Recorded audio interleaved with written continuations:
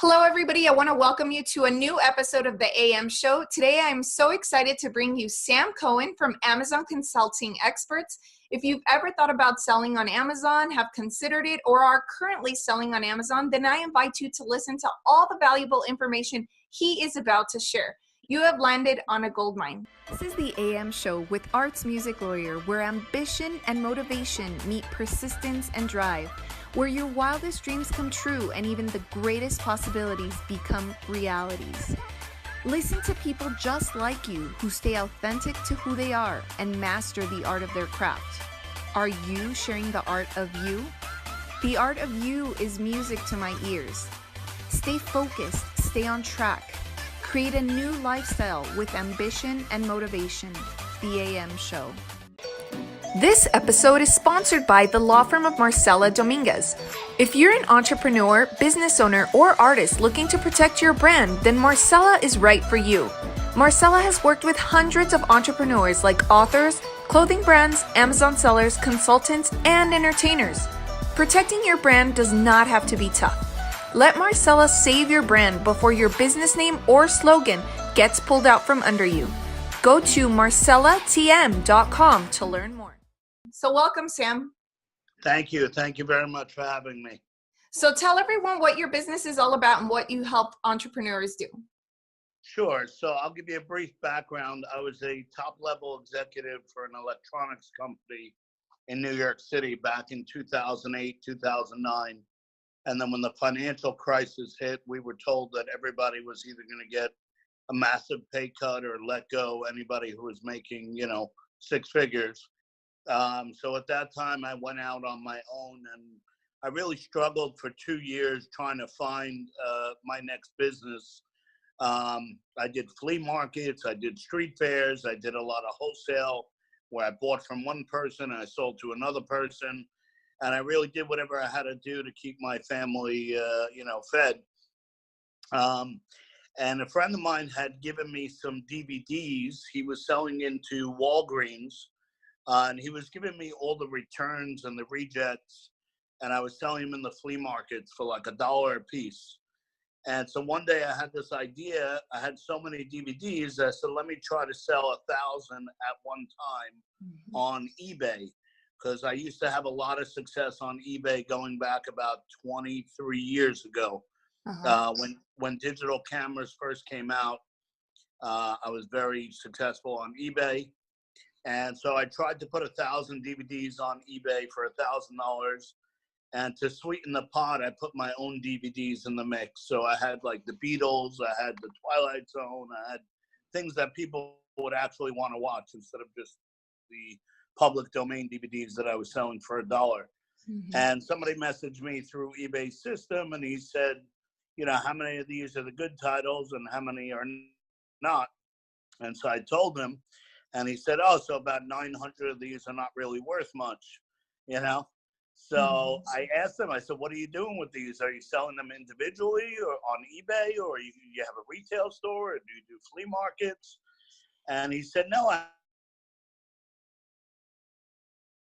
an hour, and I sell about 1,000 DVDs a month on Amazon. Now, at the time, in March of 2011, I didn't even know you could sell on Amazon as a third-party seller. I thought it was only Amazon that was selling. So I sat by my computer for 18 hours a day, and I typed in, how do I sell on Amazon? About 1 million different ways, hoping to get different results. I called anybody that had any information about selling on Amazon. I researched like crazy. And I figured out how to do merchant fulfilled on Amazon. And right away, we did $25,000 a month in DVD sales. Wow. And then for the next 6 months, I was being told by this gentleman who worked for a software company that I have to do FBA. And the whole concept of fulfillment by Amazon was foreign to me because I grew up in retail, and you put something on the shelf and somebody buys it and they pay you, and that's it. This was totally different, where you're sending in the goods technically on consignment. You're waiting for it to sell, and then Amazon ships it to the consumer, and then they pay you. So I literally was brought to tears on many a day trying to figure out how to create FBA shipments, how to print out FBA labels so that they were on the right size and the right labels. And I was only selling DVDs at times, so every barcode had to be covered with a label. Oh, There was wow. no such thing as commingling or anything like that. And once I flipped the switch in October of 2011 to FBA, my sales went from 25,000 a month to 100,000 a month overnight. So it was a combination of FBA and Q4, which I know now, you know, fourth quarter on Amazon is insane. And from there, we doubled in size every year for the past 8 years.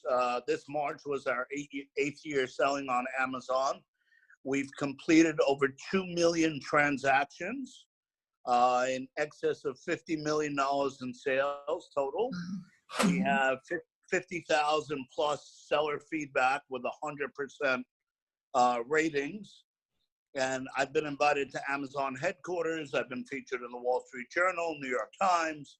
I've shared the stage with Tony Robbins and Russell Brunson and Brian Tracy, Gary Vaynerchuk. I've spoken all over the world about Amazon, from Australia to Russia to India. You name it, I've spoken about Amazon there. And so about 4 years ago, I was bored, I guess, because I'm a serial entrepreneur. And most of my employees have been with me for about 7.5 years. So they understand Amazon about as well as I do, or at least certain parts of it.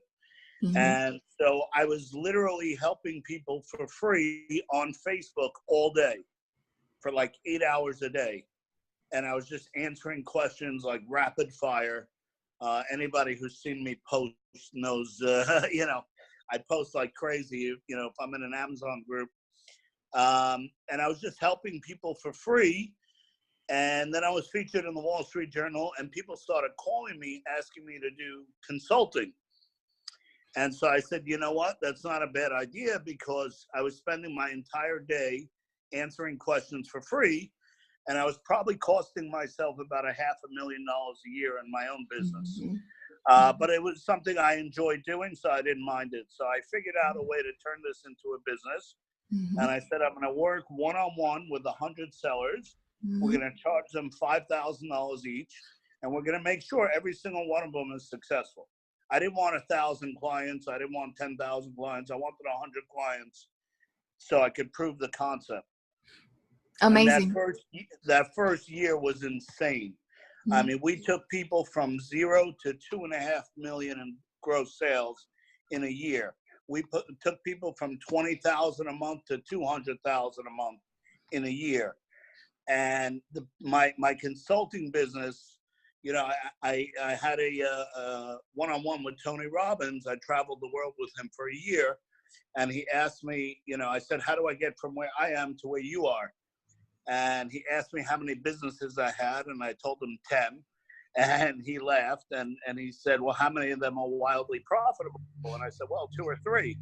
He goes, okay, so you either need to sell the other businesses or outsource them to partners or outsource them to employees. And I said, he goes, and focus on the 2 or 3 that are wildly profitable. And I said, I know all this already.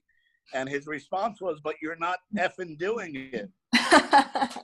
So that was a light bulb moment for me in front of 3,000 people at Business Mastery in Las Vegas. And after that, my consulting business exploded. He asked me, you know, why do you do your consulting business if you have your successful Amazon business?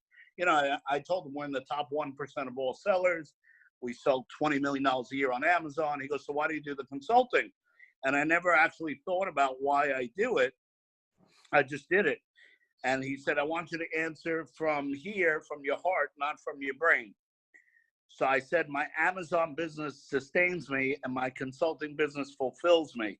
And he started crying. He came over, he gave me a hug and a kiss. He's like, that's incredible. That's awesome.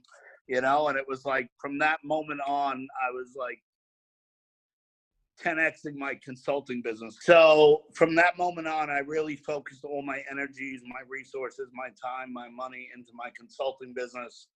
And we built a tremendous consulting business. We're working with solo entrepreneurs that do private label all the way up to Fortune 500 companies that don't know what the heck they're doing on Amazon. So it's really been an honor and a blessing to be able to help people, to be able to change their businesses, to be able to change people's lives.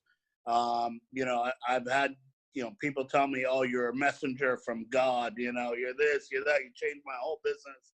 Because of you, I was able to buy a house. Because of you, I was able to spend more time with my kids. Because of you, I was able to save my marriage, you know, and all these things. I was able to pay my bills.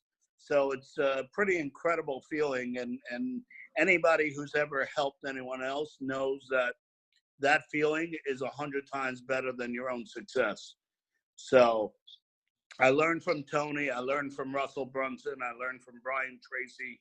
I learned from Gary Vaynerchuk. You know, I've actually spent one-on-one time with all those guys, and it's pretty incredible to learn from them. You know, they're genuine people. They're authentic. They have good hearts, good souls, and they really want to impact the world. You know, obviously, there's got to be a monetary component, like Tony says. You know, he wouldn't be able to do what he's doing for 40 years if he wasn't getting paid. So, you know, it's just amazing. You know, people have told me I'm the Tony Robbins of Amazon. And, you know, it's just amazing to be able to help people. And, you know, we, like I said, we work with private label sellers. We work with Fortune 500 companies. We signed some big fashion accounts and footwear accounts lately who have had terrible experiences with Amazon. We work with one company. I'm not sure if I could say the name. We have an NDA with them. But basically, they're a top selling product in 7-Eleven. And they sold the product to Amazon, and Amazon obliterated the price. And it got so bad that 7-Eleven called them up and said, hey, what's going on? Amazon's selling it cheaper than you're selling it to us wholesale. And so they almost lost their biggest account. And then they tried to sell third party on Amazon by themselves. And they lost even more money because they didn't know what they were doing. And then they partnered up with us. They were calling me for about 2 years, picking my brain. And I was helping them for free. And finally, after about 2 years, they're like, just take over the Amazon account. We trust you implicitly. They're paying us like 10 grand a month, and they're doing about 2 million a month on Amazon. Wow. With a handful of products. So is the strategy the same then for everybody, whether it's a company like that or whether it's somebody starting from scratch? Yeah, so the principles and the strategies and the tactics and the techniques are pretty much the same. Obviously, you want to have the best possible pictures. You want to have, you know, as many pictures as Amazon allows. You want to optimize the listing. So optimizing a listing is really part art and part science, because you have to weave in all the pertinent keywords, but you also have to make it compelling for a consumer to want to buy it. So it's an art and it's a science. You know, we work on the titles, we work on the keywords, we work on the bullet points, we work on the descriptions, we work on the enhanced brand content, we work on the sponsored ads campaigns. We work on targeting competitors and spying on competitors and seeing what they're doing that's working and not working. You know, we have a deal with Amazon where any one of our clients qualifies for the best deals, which is like a lightning deal, except it lasts for 2 weeks. So if you ever go on Amazon and it says today's deals, you get prime real estate on Amazon for 2 weeks. And 99 out of 100 times, it has a halo effect. After you sell a ton of it and you get good reviews, then you get natural organic sales. You move up in the A9 search algorithm, and it has a residual effect for months or years to come. So we have a lot of things that we do. We actually get data directly from Amazon, which 99% of sellers and 99% of consultants don't. So I know there's a lot of over-the-counter software that's good, like Helium 10 and, you know, Seller Labs and Merchant Words and all that, but our data is directly from Amazon. Wow. So we actually know what people are searching for. We actually know what people are buying. We actually know, which variations of a product are selling, which reviews, which feedback. We know the game inside out. And then for our upper level clients, like our inner circle clients, if they're a brand owner, we also developed a comprehensive social media strategy to help them on Facebook and Instagram and LinkedIn and Twitter and Pinterest. And it's part of an overall strategy for whether they're looking for brand awareness, or they're looking to preserve their brand integrity, or they're looking for top line revenues, or they're looking for bottom line sales. If they're looking for an exit strategy where they want to sell the business in 1 to 5 years, at a high valuation, it's a comprehensive package that we do. We also build them out a Shopify store, which integrates beautifully with Amazon FBA. So you could actually make sales on a Shopify website and have Amazon fulfill the orders for you. So it's pretty cool. I mean, there's so much to know about Amazon. I feel like a newbie would just be so inundated with information, they wouldn't even know where to start. So, is there a strategy to picking the right product? I mean, should you be looking at I don't even know what the strategy is, but I think I've heard the high performing products, but with low competition at a certain price point. Right. So I could try to explain it a little bit better than that. I just wanted to touch on something you said. There's definitely information overload if you're scouring the internet looking for information about how to sell on Amazon. People go on YouTube, people go on Facebook, people go on seller forums and chats and this and that. There's also a lot of misinformation in addition to there being information overload. So people, hear a rumor and they take it as gospel, and they disseminate bad information, and it just leads to, tens of thousands of dollars in mistakes and thousands of hours in mistakes. I get the calls every week from people that have wired money to a factory in China through Alibaba, and the factory went silent on them. And they're like, what do I do? I wired them 20 grand. And I'm like, you shouldn't have done that, And they're like, well, I'm going to go to China and get my money back. And I'm like, you definitely don't want to do that. You'll end up in a Chinese prison, and that won't be well. Yeah. It's the private label, and there's 3 main pillars to private label. The first one is obviously the most critical. It's product research.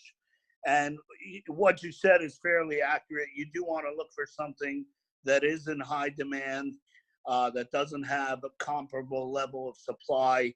It doesn't have a dominant brand in the category.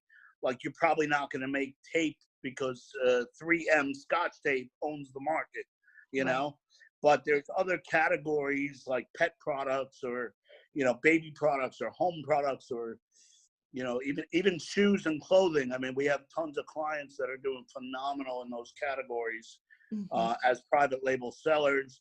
And we walk you through the whole process. We get you a trademark lawyer. We walk you through brand registry, and we make sure that everything is covered. All your I's are dotted and your T's are crossed. So there's product research, which is a big part of the process.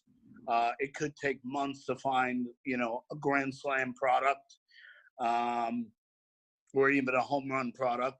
And then there's product sourcing, which is another whole experience in itself. We actually have boots on the ground in China, in India, in Pakistan. Those are places where most people make their products, depending on the category. And then the third component is branding, sales, and marketing. And if you don't know how to do that, the first 2 steps don't matter. So there's it's a formula for being successful on Amazon. And it doesn't matter who you are, or how much money you have, or how much time you have, or what the product is. There's an exact formula that works unless your product research or your product sourcing sucked, then the product branding, sales, and marketing will work. Well, this So leads me back. See, now this leads me back to where I was going when I ran to that product. And two things now that you have said have triggered me to go get this product. And did you one make is a that, garlic okay, press? not the garlic press. I have seen that video, I think. No, it wasn't Okay. garlic press. So my full-time job is this. I'm a trademark lawyer, but Sorry to hear that. What's that? I said, I'm sorry to hear that. I'm sorry. Well, I like talking to people like you, though. It makes my job enjoyable. And then my mother always tells me I should have been a lawyer. I said, they don't make enough. It's true. It's true. Everyone thinks lawyers are millionaires, but Amazon sellers are the millionaires. Some of them, yeah. Some of them. But so before I actually became a lawyer, I had started a brand. And we didn't really sell on Amazon at all.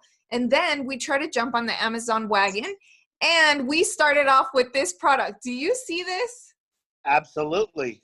That's to hold the pizza in place? No. Oh, But that's what it looks now like. you gave me a good idea. But no, it's actually... It looks like the thing they send you for pizza. Yeah, so but the cheese doesn't go on the roof of the box. Well, gosh. Is that a safety thing for kids for sockets? Yes, it's a socket cover. So I have hundreds of those in my house because I have kids and grandkids, and I actually have a client who does really well with that product. Yes, and so we picked that product and we thought, okay, we think this is the right one. We have some other products up there. And it was a total flop. So now, I accidentally spilled all my boxes as I was getting this one little box. And, we have like 2 loads of boxes here with just covers, outlet covers. So you have to give them out at baby showers. Yes, baby showers and wherever parents for the next 50 years. Or at Best Buy. 50 years. Yeah. So, but thinking about everything that you said, one, that you have to be passionate. I was very passionate. I still am very passionate about the brand that we started because it was premised on my kids, and so my kids came at a pivotal point where I wanted to stay home, but I also wanted to continue to be a lawyer, but I wanted something that was going to be for them, which was this brand. Right. And then you touched on something else too, which was the fact that, there are 3 components to selling on Amazon. And if one of those isn't right, everything's out of balance. Right. So although I'm not quite sure where I went wrong with the outlet covers, I know I went wrong. You probably picked the wrong product. I probably picked the wrong product. But your heart was in the right place. My heart was in the right place. And we still have another product though, which I'll talk to you about later. But, where do people, how do you find a middle ground between your passion and a product that works? That's the problem. That's the $1 billion question, not the $1 million question. So I actually developed a product. It's a cool story. I was doing research like everyone else, private label on Amazon, and I wanted to do something in health and personal care. And there was one product that kept coming up on Amazon, and I was tracking it every day for a month, and it was always ranked in the top 100. Mm-hmm. Now, most private label consultants tell you don't go after that because it's too hard to tackle something that's got a sales rank of under 100. They try to tell you stick between 1,000 and 10,000 sales rank so that you can be competitive, but there's no dominant player. Mm-hmm. Me, of course, I don't listen to conventional wisdom. So I went out and I bought the product, and it was called Penetrex. And it's been on Amazon for years, and they have 30,000 positive reviews. And it's just, I checked the sales velocity with Amazon themselves, mm-hmm. In addition to the over-the-counter tools like Jungle Scout that estimates how much, product sells. But I got the data directly from Amazon, and they do millions of dollars in sales with this one product. And I'm like, why can't we do it better? And so my best friend's a ER doctor here in Jersey. Mm-hmm. So we were sitting in my hot tub one night, and I'm like, hey, Jason, why don't we do this together? You're the doctor, I'm the Amazon guy, and we'll go partners. Yeah, I love it. It's great. Let me know what you need from me. So we were talking about anti-inflammatories and how some people take pills and it affects them internally with ulcers. There's side effects. So we came up with a idea for a topical anti-inflammatory cream. And 6 months go by and neither one of us did a damn thing about it. So we were both too busy. He's running the emergency room and I'm running what I'm running. And so we did nothing. All of a sudden, a guy walks into my office and I said, you have a lot of experience in manufacturing. Can you help us make this? He goes, well, I want to be a partner in this. And so we ended up having 5 partners. So the company was called 5 Guys and a Jar. Okay. We changed the name afterwards. It was called Square One New Zealand. And we developed this product in New Zealand based on a product called Manuka honey. Oh, yes. Which is, it's indigenous to New Zealand. And my sister actually feeds it to her kids for their digestive systems. And it's got amazing powers. Dr. Oz talks about it. Everybody talks about it. And so it's got 9 different anti-inflammatory ingredients in there. It's got arnica. And I'm not trying to sell it. I'm just telling you the story. It's got Manuka honey, arnica, cayenne, lemon balm, ginger. And it took us about a year to get everything right, from the formula to the branding to the packaging to the FDA. You know, it was like a whole crazy navigation. And once we put it on Amazon, it took off like a rocket ship. Wow. And now we're getting orders from Home Shopping Network and QVC. We're talking to Walgreens and CVS. We've been in talks with Walmart, but we're not sure if we want to put it in there. And every single person that uses it says, I can't believe this actually works. I've tried everything. I have a frozen shoulder. I have sciatica. I have fibromyalgia. I have, carpal tunnel. I mean, whatever ails you, this thing seems to cure. And I'm always shocked that it actually works. But it's amazing. So, yeah, we've been very successful with private label, thank God. And we also do brand name products. We do a ton of, Nike, Reebok, Adidas, Puma, Calvin Klein, Badgley, Mishka, Sam Edelman, a lot of fashion and footwear. Oh, wow. We're working with Vince Camuto now. So we're doing a lot of fashion and footwear because we find that there's a lot less competition in those categories and there's much higher margins in those categories. So what are your top tips for people that are still looking at doing this on their own? Okay, so I have 10 things that I've documented that allowed me to scale my business from a one-man show to a $20 million a year business, which I don't even have to touch or be involved in. So I'll give them to you real quickly. The first one is delegate. Find out exactly what needs to be done and figure out how to delegate it to someone other than yourself. Okay? So we have virtual assistants in the Philippines that get anywhere from $3 to $8 an hour. They do most of my back end on Amazon and they do it for all my clients. Okay? The next thing is outsource. So similar to delegate, what can you outsource? What can you give off to someone else? And you look at what I do is I have a journal and I'm rigid about time management. And there's 168 hours in the week. And I literally document how I spend every single hour, whether it's sleeping or eating or hanging out with my kids or working. And I say, is this something I could outsource? Is this $10 an hour work or is this $1,000 an hour work? And if it's $10 an hour work, I'm going to find someone to do it for $10 an hour. It's not going to be me. And even when I didn't have the money, I had that mentality because I knew in order to get to the level I wanted to get to, I needed to hire someone to label the DVDs. I needed to hire someone to pack the boxes. I needed to focus on sourcing and financing and working on the business rather than in the business.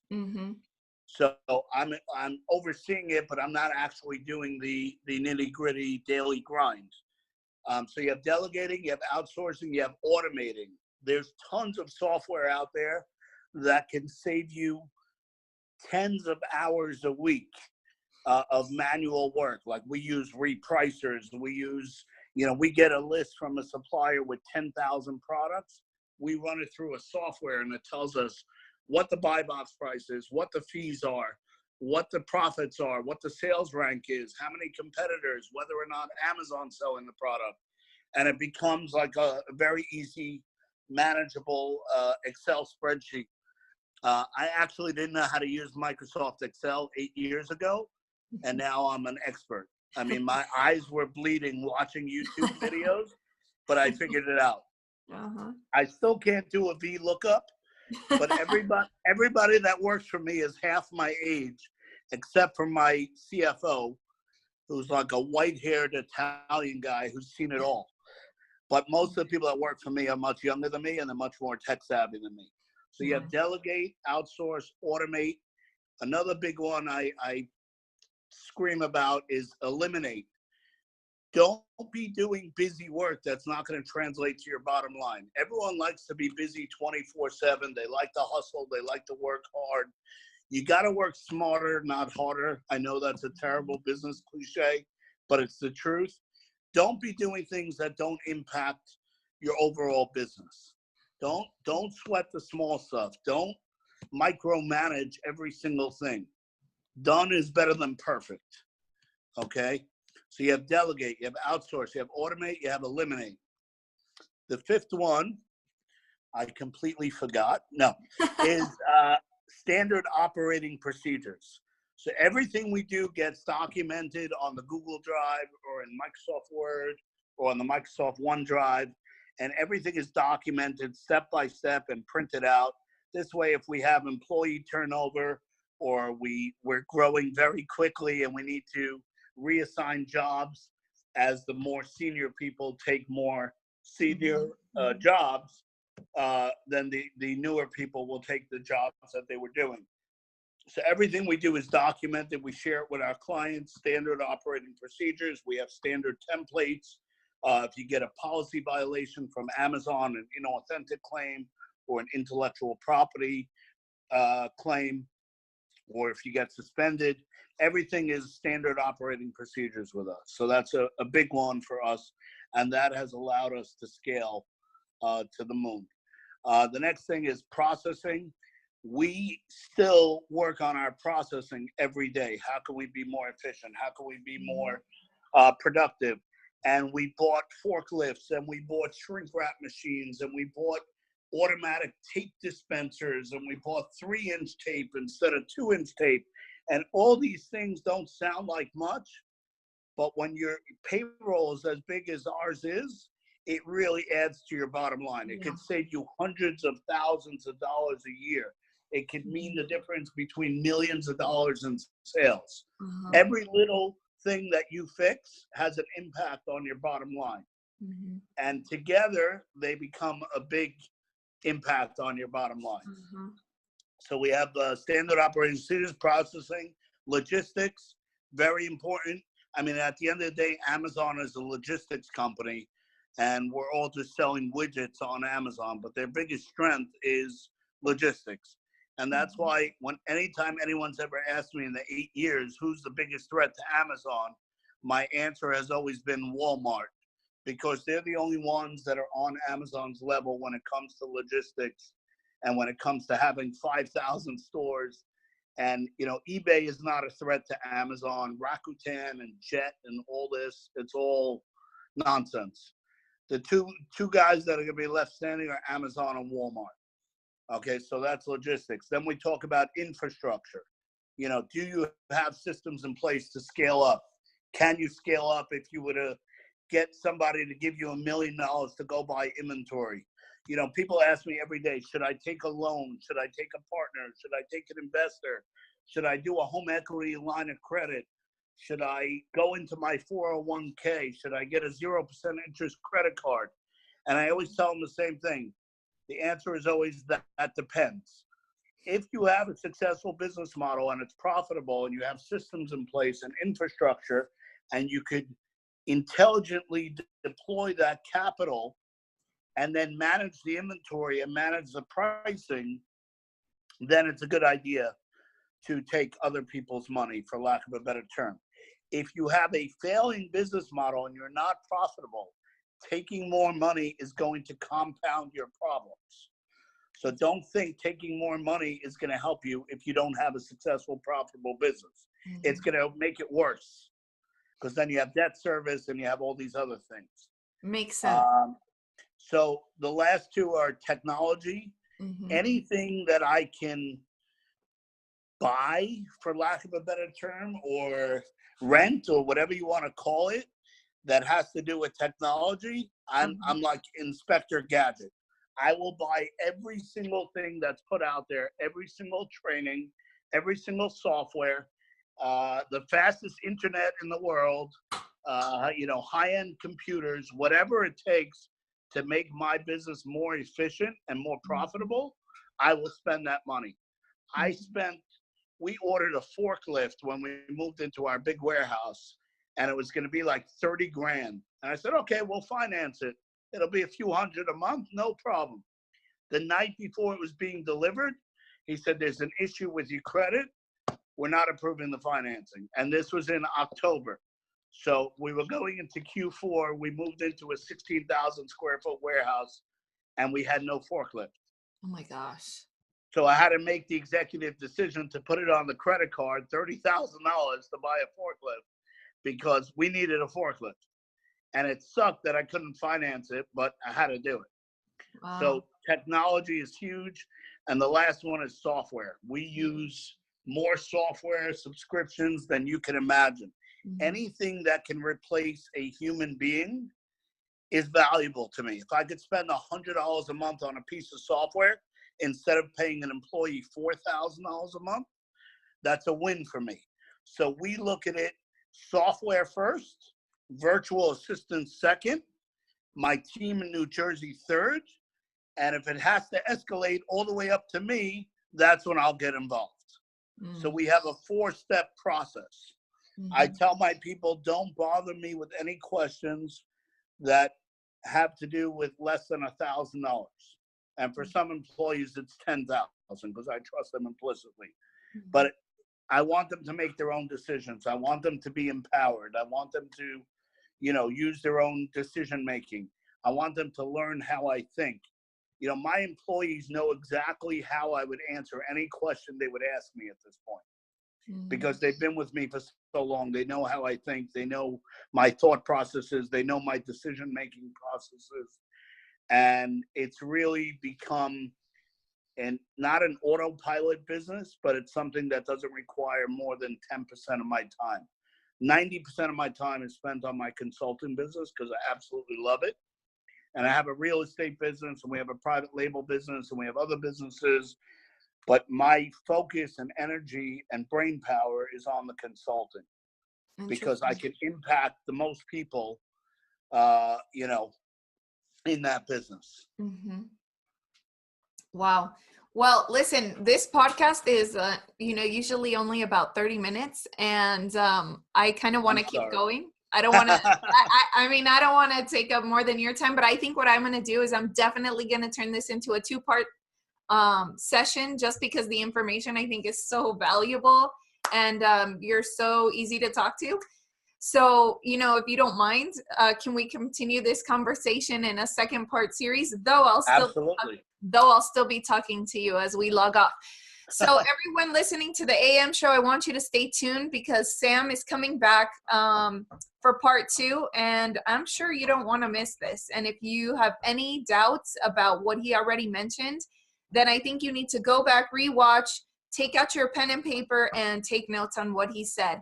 Do that before you listen to part 2, and stay tuned.